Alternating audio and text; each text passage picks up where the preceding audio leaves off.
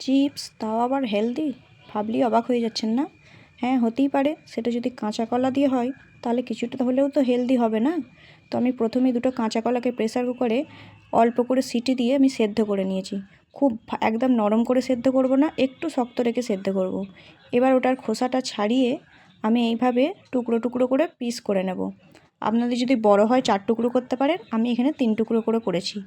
এবার এটাকে লো হিটে আমি একটু ক্রিস্পি করে ভেজে নেব। জাস্ট হালকা গোল্ডেন কালার আসবে সেই রকমভাবে ভেজে নেব। ভেজে এটাকে টোটালি আমি ঠান্ডা করব। ঠান্ডা করার পর গ্লাসের এই পিছন দিয়ে আমি এইভাবে এটাকে চ্যাপ্টা করে নেব। এটা চ্যাপ্টা করার পর আপনারা এইভাবে ফ্রিজে কিছুক্ষণ রেখে দিতে পারেন, তাহলে আরও ক্রিস্পি হবে।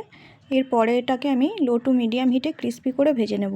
আমার রেসিপি যদি আপনাদের ভালো লাগে অবশ্যই লাইক, কমেন্ট, শেয়ার করবেন এবং যদি আমার পেজটিকে ফলো না করা থাকে ফলো করে রাখতে পারেন।